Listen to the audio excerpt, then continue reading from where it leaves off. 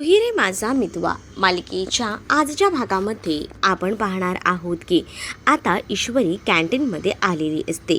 ती इकडे तिकडे पाहत असते. तेवढ्यातच ना तिची नजर तारावर जाते. तारा लॅपटॉप ऑन करून तिथे काही तिच्या रेकॉर्डिंग सेव्ह करायचं काम करत असते. त्याचसोबत तिच्याकडे ब्लूटूथही असतं. ब्लूटूथने ती सगळ्या गोष्टी ऐकत असते. काय काय रेकॉर्ड झालं आहे, सगळे पुरावे तर नीट रेकॉर्ड झाले आहेत ना, हे सगळं चेक करत असतानाच अचानक ते ब्लूटूथ खाली पडतं. ब्लूटूथ खाली पडल्यामुळे त्यातून आवाज बाहेर येऊ लागतो. कारण आजूबाजूला सगळी शांतता असते आणि त्यातून राकेशचा आवाज येत असतो. राकेश त्या रेकॉर्डिंगमध्ये बोलत असतो की 50 कोटीचं माझं काम कधीपर्यंत होणार आहे, कधी कधी मला भेटणार आहेत पैसे, लवकरात लवकर माझं लोन पास करा. हे रेकॉर्डिंग हा आवाज ऐकून ईश्वरीला संशय येतो. ईश्वरी विचार करते की हा आवाज त्याचाच आहे, नक्कीच त्याचाच आहे आवाज. मग दुसरीकडे आता राकेशसाठी ऑफिसमधनं फाईल आलेली असते आणि नेमकी ती फाईल नम्रता हातात घेते. नम्रताला तर सांगितलं जातं की ही फाईल राकेश सरांची आहे आणि मग नम्रता ती फाईल त्यांच्याकडनं घेते आणि त्यानंतर तिला असं वाटतं की ही फाईल इतकी काही इम्पॉर्टंट नाही आहे आणि त्यामुळेच ना तिने तिथे असणाऱ्या टेबलवर ती फाईल ठेवून दिलेली असते. आणि त्यातच ना ती आता तिचा फोन वाजतो. म्हणून फोन वाजल्यामुळे ती आता लगेच आकाशशी बोलायला तिकडनं जाते. आकाशशी बोलायला ती तिथून निघून जाते ना, तेव्हा तिने फाईल हॉलमध्येच त्या टेबलवर ठेवलेली होती. दुसरीकडे आता ईश्वरी या ताराकडे जाते आणि ताराला म्हणत असते की काय, मला जरा सांग की तू कोणाशी बोलतेस. म्हणजेच मला वाटतंय की हा जो आवाज आहे तो आवाज राकेशचा आहे हे तिला कळलेलं असतं आणि म्हणूनच मग ती थेट जाते आणि विचारत असते की हा आवाज नेमका आहे तरी कोणाचा, आणि सांग हा राकेशचाच आवाज आहे ना. तर त्यावेळेला ती मुलगी ना तिथून पळून जात असते. म्हणजेच तारा आता स्वतःची बाजू सावरून तिकडनं पळायचा प्रयत्न करत असते. पण तेवढ्यातच ना ईश्वरी तिचा हात धरते आणि तिला कुठेही जाऊ देत नाही. तिला म्हणत असते, जर कुठेही जाण्याचा पळण्याचा विचार जर केलास ना तर लक्षात ठेव, माझ्यापेक्षा वाईट कोणी नसेल. मी आत्ता पोलिसांना बोलवेन. सांग, खरं खरं सांग, हा आवाज राकेशचाच आहे ना, आणि हे सगळं तू का रेकॉर्ड केले, नेमकं काय काय आहे यात, असं बोलून ईश्वरी तिचा हात धरते. त्याच वेळेला ईश्वरीला ती सगळं सांगायचं ठरवते. ती म्हणत असते की मॅडम मी सगळं सांगते. आणि त्यानंतर मग आता ती एक एक गोष्टी सांगायला सुरुवात करते. म्हणजेच ती आता पहिल्यांदा जे काही फ्रॉड राकेश करत आहे त्याबद्दल सांगते. राकेशने आतापर्यंत या कंपनीकडनं 50 कोटीचं कर्ज घ्यायचे हे ठरवले आणि त्याचसोबत त्यासाठी त्यांनी जे काही बोलणं केलेलं आहे समोरच्या व्यक्तींबरोबर ते बोलणं आता ती ऐकू लागते. म्हणजेच मी माझ्या बायकोच्या अंजली भोसलेच्या सह्या करून पाठवल्या आहेत, मग तुम्ही अजूनही पेपर का सँक्शन केले नाही आहेत, हे सगळं काही बोलणं असतं. आणि हे बोलणं नेमकं आता ईश्वरीच्या कानावर पडतं. ईश्वरी हे सगळं बोलणं ऐकून सुन्नच पडलेली असते. त्यामुळे ईश्वरीच्या लक्षात येतं की मेमरी काही गेलेली नाही आहे. तर दुसरीकडे मात्र आता तिला हेही कळत असतं की आपली कंपनीचं मोठं नुकसान होणार आहे या माणसामुळे. तर इकडे आता पाहायला मिळतं की मामा बसलेला असतो, तेच आता वल्लरी त्याच्या समोर असते. वल्लरी आणि मामा समोरासमोर बसलेली असताना इकडे मामांच्या हातामध्ये फाईल असते आणि ती फाईल सात्विक फॅशनची असते. मग मामा ती फाईल बघत असतात. तेच आता वल्लरी त्यांच्याकडे ते मुद्दामून येते आणि म्हणत असते की बघा ना, यातली कोणती साडी बरोबर वाटते. मामा म्हणत असतात की मला काय कळतं या साडीतलं, तुला काय करायचं आहे ना ते कर. आणि मामा वैतागून ना तिकडनं निघून जातात. खरं तर मामानेच येताना ती फाईल आणलेली असते हातात आणि मामा काही कळत नसतं या बाईच्या नादाला कशाला लागायचं, म्हणून घाई गडबडीत ती फाईल तिथेच बेडवर ठेवतात आणि निघून जातात. मग जेव्हा मामा तिकडनं निघून जातात ना, तेव्हा नेमकं ना वल्लरीच्या हातामध्ये ती फाईल सापडते. वल्लरीला जेव्हा ती फाईल दिसते ना, तेव्हा वल्लरी विचार करते की फाईल कसली आहे आणि ती चेक करते. तर ती राकेशची फाईल होती, जो काही 35 लाखाचा घोटाळा केला होता ना, ती फाईल. मग आता इकडे मात्र इथे वल्लरीच्या हातामध्ये खूप मोठा असा घबाड लागलेलं असतं हातात. त्याच्यामुळे तिला कळतं की नक्कीच ना काहीतरी मोठा घोटाळा आहे, 35 लाखांची अफरातफर. मग आता तिच्या लक्षात येतं की हा जो राकेश आहे तोच हा घोळ घालत आहे आणि या माणसाला रंगेहात तर पकडायला हवं, असं तसं सोडून चालणार नाही, हाही विचार ना तिच्या मनामध्ये येऊ लागतो. आणि म्हणूनच मग ती आता पेपर्स इकडे तिकडे चालत असते. पेपर्स नीट बघितल्यानंतर तिच्या लक्षात येतं की हा माणूस आपल्याबरोबर खूप मोठी फसवणूक करतोय.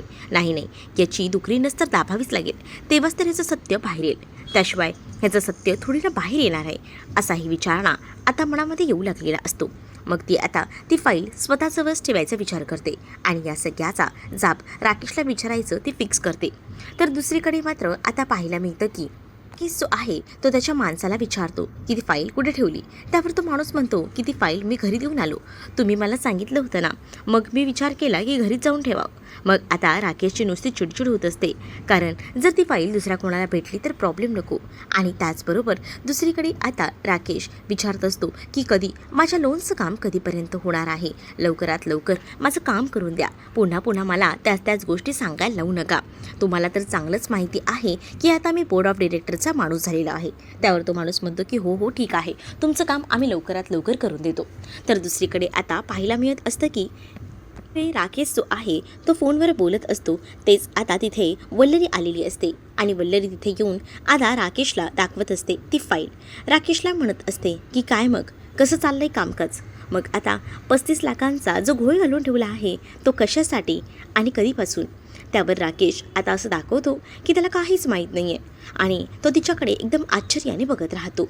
तो जेव्हा तिच्याकडे एवढं आश्चर्याने बघतो ना, तेव्हा वल्लरी म्हणते की मला तर माहिती आहे तुमचं काय चाललंय ते. राकेश तिला असं दाखवत असतो की त्याला काहीच माहीत नाही आहे, त्याला काही आठवत नाही आहे. आता वल्लरीच्या हातामध्ये एवढं मोठं गबाड भेटल्यामुळे ना वल्लरी जी आहे ती आता विचार करते की चला या माणसाला आपण ब्लॅकमेल करूया, निदान आपल्याला तरी यातलं काहीतरी भेटेल. म्हणूनच मग ती आता त्याला ब्लॅकमेल करायला सुरुवात करते. ती म्हणत असते की बघा या सगळ्यामध्ये तुम्ही स्वतःचा फायदा करून घेताय, तुम्हाला काय वाटतंय या सगळ्या गोष्टी हलक्यात सगळ्या तुम्हाला भेटतील का, तर तसं समजू नका.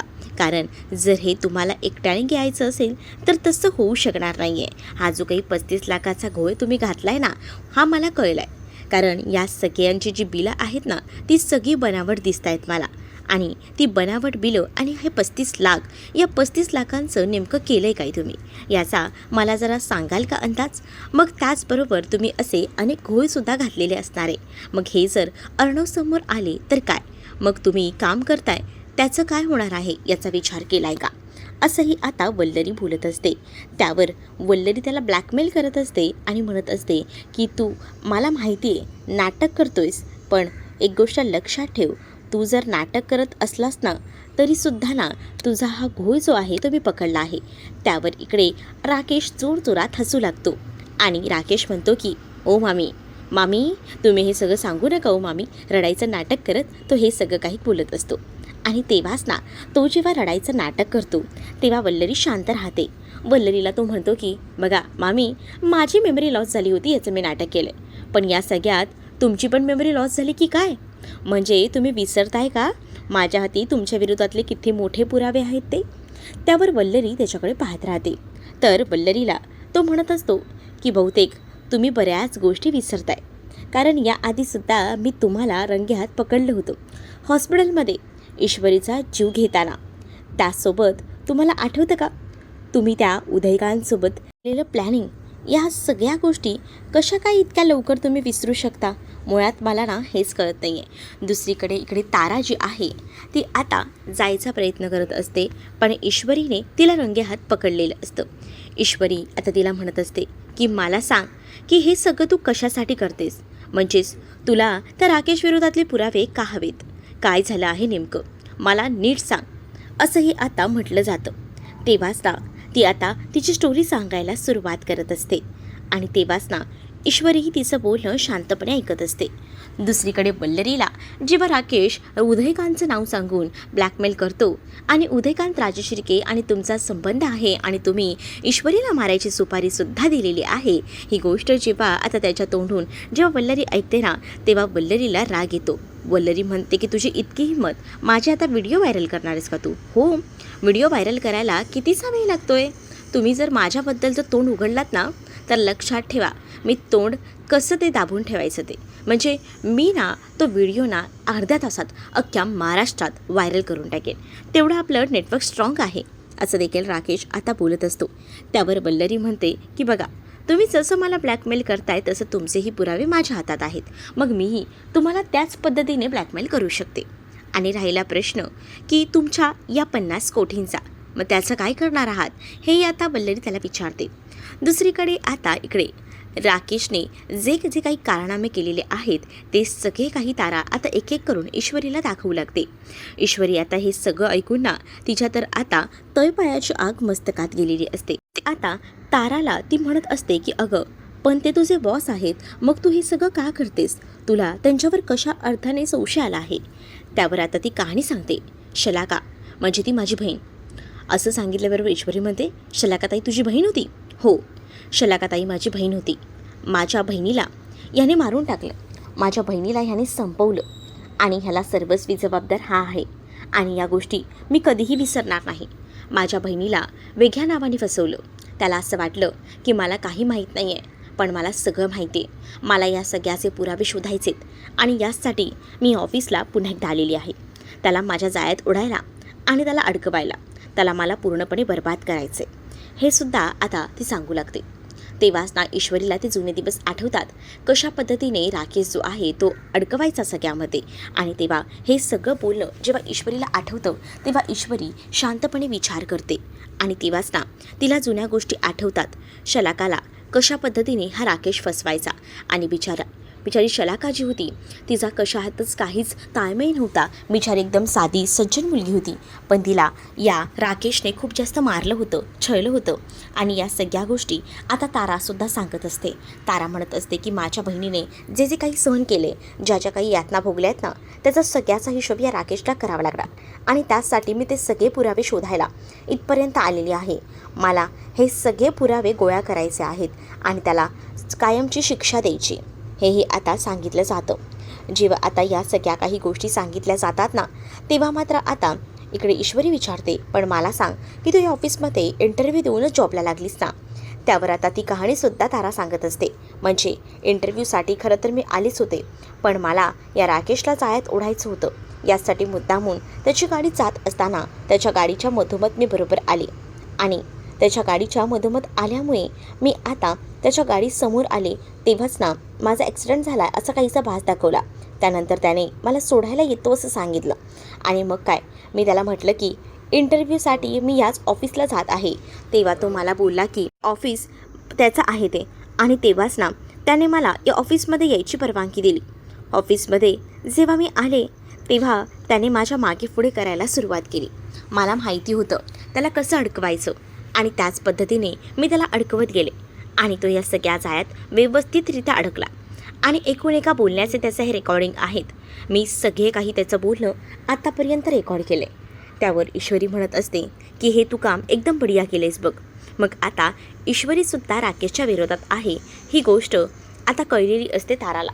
मग तारा ईश्वरीला विचारते, पण मला एक गोष्ट सांगा मॅम, तुम्ही तर त्यांच्या घरातले आहात, मग तुम्हाला त्यांच्या विरोधातले पुरावे का हवेत? त्यावर ईश्वरी सांगते की ती लंबी कहाणी आहे, ती कहाणी मी तुला नक्कीच सांगेन, पण आता तरी निदान तू आम्हाला साथ देशील का? हो, का नाही देणार साथ मॅडम. जर तुम्ही माझ्या पाठीशी उभ्या असाल ना तर मी सुद्धा तुम्हाला साथ देईन. तारा जी आहे ती बोलत असते. ईश्वरी तिला म्हणते की तू फक्त मला सगळ्या प्लॅनमध्ये साथ दे. ताराही म्हणते की हो मॅडम, तुम्हाला अजून काय हवं आहे? तुम्हाला अजून एक गोष्ट सांगायची. ईश्वरी म्हणते काय? तारा सांगते की थांबा मॅडम, या तुम्ही माझ्यासोबत. पण इथे ईश्वरी ताराला म्हणत असते की मला तू एक मदत करशील का? या सगळ्या गोष्टी तू मला सांगितल्यास याच अर्णव सरांसमोर बोलशील का? तारा म्हणते की हो हो मॅडम, बोलेन मी. मग आता ईश्वरीसुद्धा ताराला सपोर्टमध्ये घेते, कारण ईश्वरीलासुद्धा या राकेश विरोधातले पुरावे हवेच असतात आणि या ताराने अर्ध काम ईश्वरीचं सोपं केलेलं होतं. त्यामुळे आता ईश्वरीला बरं वाटत होतं. तेच तारा म्हणत असते की तुम्हाला अजून एक गोष्ट दाखवायची आहे. तर ईश्वरी म्हणते की काय? तर ती म्हणते की चला तुम्ही माझ्यासोबत चला, मी तुम्हाला दाखवते. दुसरीकडे आता वल्लरी राकेशला सांगत असते की तू जो काही घोटाळा करतोयस त्या सगळ्यामध्ये मलासुद्धा अर्धा वाटेकरी ठेवायचं, सगळं काही मी तुला एकट्याने घेऊ देणार नाही. त्यावर आता तो म्हणतो की ठीक आहे, आपली पार्टनरशिप.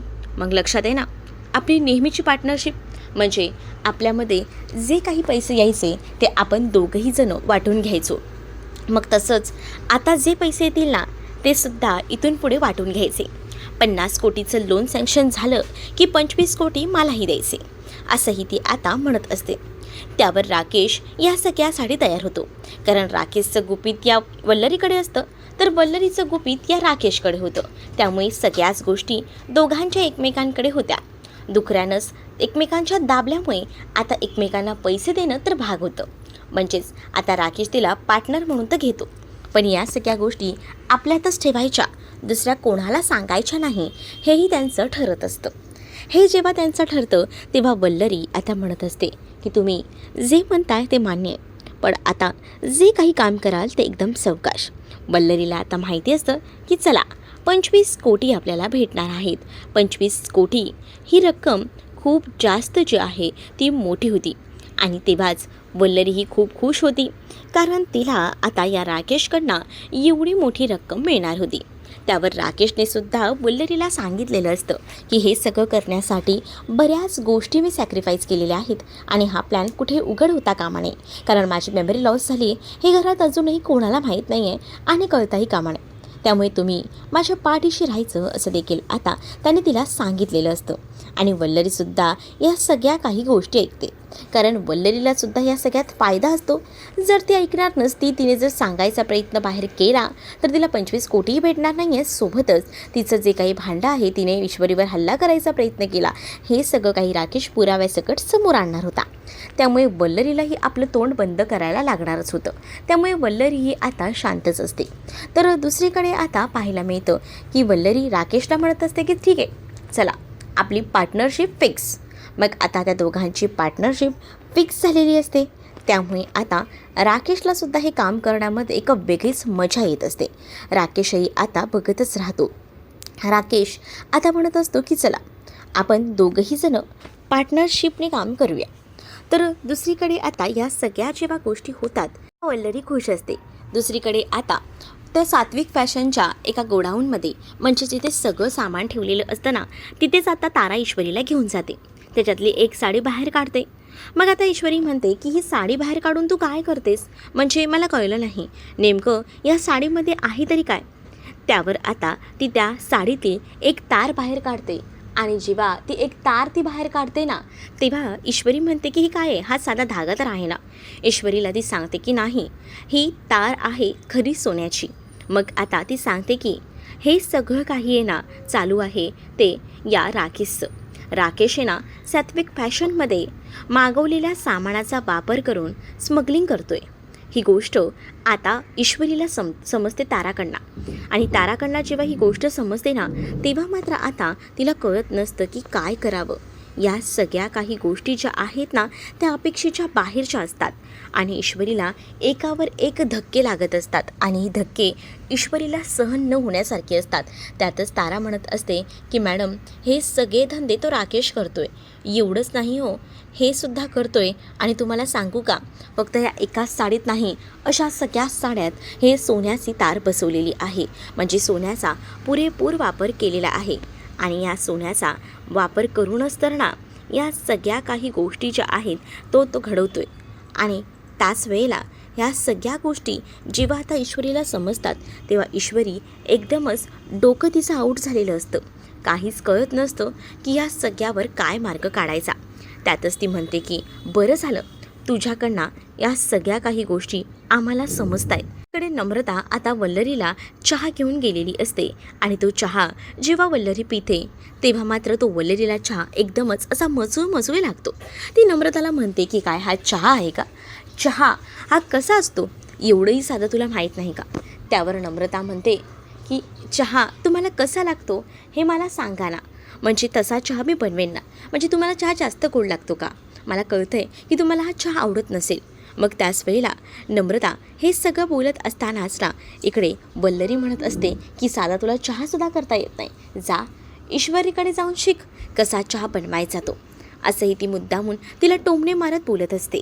तेच आता वल्लरी तिला म्हणते की बघितलंस का, तुला जर या सगळ्या गोष्टी कळल्या असताना तर बरं झालं असतं, पण काय बोलावं तुला. इकडनं आता ती नम्रता निघून गेलेली असते. नम्रता जेव्हा आता तिकडनं निघून जाते ना, तेव्हा मात्र इकडे वल्लरी जी आहे ती म्हणते की काय मुलगी आहे, हिला हिच्या बहिणीच्या नावाने मी फसवते. सुद्धा ही मूर्ख मुलगी ना, खरंच ना, आता काय बोलावं असंही इथे आता वल्लरी बोलत असते. वल्लरीला आता वाटत असतं की जाऊ दे, काय करायचं आहे या मुलीच्या मागे लागून, तसंही माझा इथे फायदा होतोय ना, मला 25 कोटी भेटतायत ना, बस झालं, असा वल्लरी विचार करते. दुसरीकडे आता अर्णव कामासंदर्भात बोलत असतो. अर्णव जेव्हा कामासंदर्भात बोलत असतो तेव्हा शिर्केही त्याच्या समोर असतात. शिर्के आणि त्याचं काम खूप मोठं चालू असतं. तेच ईश्वरी आता त्याच्यासमोर सगळ्या काही गोष्टींचा खुलासा करायला आलेली असते. ईश्वरी म्हणत असते की अर्णव सर ऐका ना. अर्णव आता म्हणत असतो की 2 मिनटं. तोपर्यंत शिर्के उठून तिकडनं निघून जातात. आता ईश्वरी अर्णवकडे जाऊन पोचते आणि अर्णवला सांगत असते की अर्णव सर तुम्हाला जरा महत्त्वाचं सांगायचं आहे. तुम्हाला मी त्या दिवशी पण म्हटलं होतं की राकेश नाटक करतो, त्याची मेमरी गेल्याचं. तुम्हाला का कळत नाही आहे. तर इथे अर्णव रागाने उठतो आणि ईश्वरीला म्हणतो की तुझा काहीतरी गैरसमज होतोय आणि तू कोणासमोर काय बोलतेस तुला कळतंय का. कारण कधी ती तारा पण होती. पण ईश्वरी आता अर्णवला सांगत असते की मला कळतंय मी कोणासमोर काय बोलते ते आणि त्यामुळेच मी तुला सांगते ना. ऐका, तुम्हाला मी या सगळ्या गोष्टी सांगते आणि हे सगळं काही मला तारामुळेच कळलं आहे. राकेश हा फक्त नाटक करतोय मेमरी गेल्याचं, कारण त्याला सगळं आठवतंय आणि तो ना आपल्या कंपनीमध्ये खूप मोठा असा घोळ घालून ठेवतोय. आणि त्याचबरोबर तो आता ज्या काही तार होती, जी सोन्याची तार त्याने लावलेली होती, त्या तारेबद्दलसुद्धा ईश्वरी सांगू लागते. आणि अशाच प्रकारचे धंदे करून आपलं सात्विक फॅशन जे आहे ते पूर्णपणे तो उद्ध्वस्त करतोय. हे तुम्हाला नाही कळते का. आपल्या सात्विक फॅशनचं नाव तो खराब करतोय. या सगळ्यामुळे आपलं सात्विक फॅशन खूप जास्त मध्ये जाणार आहे आणि तो स्मगलिंग करतोय. त्याचसोबत बऱ्याच काही गोष्टी त्याच्या अफरातफरच्या सुरू आहेत. त्याने आपल्या सात्विक फॅशनच्या बेसवर 50 कोटीचं कर्जसुद्धा घेतलेलं आहे, हेही आता सांगितलं जातं. एवढं सगळं जेव्हा आता बोललं जातं ना, तेव्हा मात्र आता खूप मोठा धक्काच ना इकडे मात्र आता अर्णवला बसतो. अर्णव म्हणतो की बापरे, हे सगळं एवढं आहे का. त्याला तर आता सोडणारच नाही आहे. पण इथे ईश्वरी अर्णवला थांबवते. अर्णवला म्हणत असते की सर आता आपण घाईघाईने कोणताही निर्णय घ्यायला नको. तुम्हाला तर चांगलंच आठवतं जेव्हा आपण अंजली ताईंसमोर हे सगळं सत्य आणणार होतो तेव्हा 48 तासाची मुदत संपायच्या आत त्याने हे अपघाताचं नाटक केलं. ॲक्सिडेंट घडवून आणला स्वतःचाच आणि असं दाखवलं की मेमरी लॉस झाली त्याची. पण हे सगळंसुद्धा नाटक आहे. कारण तुम्हाला मी म्हटलं नव्हतं का त्या दिवशी ते डॉक्टर आपल्या इथे ऑफिसपर्यंत आले होते आणि त्या डॉक्टराकडनं आपल्याला बऱ्याच गोष्टी मिळू शकतात. पण जरा आपल्याला धीर धरायला हवा. आपल्याकडे आधी पुरावे गोळा करायला हवे. त्या डॉक्टरला आपल्या बाजूने वळवायला हवं. तेव्हाच आपल्याला सगळ्या गोष्टी शक्य होणार आहेत, असंही आता इथे म्हटलं जात असतं. जेव्हा आता या सगळ्या काही गोष्टी बोलल्या जातात ना, तेव्हा मात्र आता अर्णव खूप जास्त चिडलेला असतो. त्यातच तारासुद्धा आपल्या सपोर्टला आहे. ताराही आपल्याला साथ देणार आहे. त्यामुळे तुम्ही काळजी करू नका. यावेळेला त्या राकेशचा तर बँडबाजा बारात लावल्याशिवाय आपण शांत बसायचं नाही, हे सुद्धा आता ठरवलेलं असतं ईश्वरीने. आणि ईश्वरी या सगळ्याबद्दल अर्णवला सांगते. अर्णवही आता तिला सपोर्ट करायला तयार होतो. पण अर्णवने आता त्या राकेशला बोर्ड ऑफ डिरेक्टर केलेलं असतं विश्वास ठेवून. याचा राग येत असतो. त्यानंतर शिर्केला त्याने अर्जंटमध्ये बोलवून घेतलेलं असतं आणि शिर्केनं बोलवून घेतल्यानंतर तो सांगत असतो की प्लीज माझ्या सहीशिवाय ना कुठेही पुढचे व्यवहार व्हायला नकोत. सगळं काही माझ्या सहीशिवाय झायलाच नको. शिर्केही म्हणतात की हो चालेल सर. मग आता तिकडनं शिर्के निघून गेल्यानंतर ईश्वरी आणि अर्णव पुढचं प्लॅनिंग करत असतात. ईश्वरी अर्णव घरी जाऊन सुद्धा आता बोलत असतात. तेच आता पल्लवी त्या दोघांचं बोलणं ऐकत असते. ईश्वरी अर्णवला म्हणत असते की राकेश हे सगळं काही करतोय ना, तो एकटा करत नाही आहे. त्याला नक्कीच कोणाची ना कोणाची साथ आहे. त्यामुळे ना आपण असं हलक्यात घेऊन चालणार नाही. त्याला ज्या कोणाची साथ आहे ना, त्या सगळ्यांना सुद्धा आपल्याला फासावर लटकावं लागणार आहे. आणि आपल्याला सगळ्यात आधी या सगळ्याची सुरुवात करायची आहे. हे आता जेव्हा वल्लरी ऐकते तेव्हा वल्लरीला खूप जास्त असा घाम फुटतो. वल्लरीला समजत नसतं की कसं रिॲक्ट करावं ते. त्याच वेळेला आता इकडे राकेशला असं वाटत असतं की तो सगळ्यातून मोठा जिंकला आहे. त्याला असं वाटतं की आता चला आपल्याला पैसे मिळणार आहेत, सगळं आपल्या नावावर होणार आहे. आणि त्यामुळेच ना तो खूप जास्त खुश असतो. पण राकेशला हे माहीत नसतं की तो कोणत्या मोठ्या संकटात अडकणार आहे ते. दुसरीकडे आता वल्लरी घाबरलेली असते. कारण तिला असं वाटत असतं की यांच्यासोबत आपलीही वाट लागते की काय, असा विचार ना आता ती जरा विचार करत असते. पण दुसरीकडे आता अर्णव आणि ईश्वरी हे दोघंही जण त्या डॉक्टरकडे गेलेले असतात आणि डॉक्टरला राकेशबद्दल मुद्दामून चुकीचं सांगू लागतात. उलटं सांगतात जेणेकरून राकेशला या सगळ्यात अडकवता येईल. आणि मग तो डॉक्टरसुद्धा फसलेला असतो. डॉक्टरला आता ते सांगतात की तुम्हीच त्याला असं सांगितलं आहे ना की तुम्हीच त्याचा अपघात घडवून आणला आहे. या सगळ्या गोष्टी आता सांगितल्यानंतर तो डॉक्टरही घाबरलेला असतो. तो बोलतो मी अपघात घडवला आहे. आणि मग आता डॉक्टर नाही ना जास्त सगळं काही खरं सांगणार आहे. आणि तेव्हा राकेशचं सगळं भांडं फुटणार आहे. तर तुम्हाला हा भाग कसा वाटलाय हे कमेंटमध्ये मला नक्कीच सांगा. आणि अशाच नवनवीन भागांसाठी आपल्या चॅनलला सबस्क्राईब करायला विसरू नका. चला तर मग भेटूया पुढच्या भागात. तोपर्यंत टाटा बाय.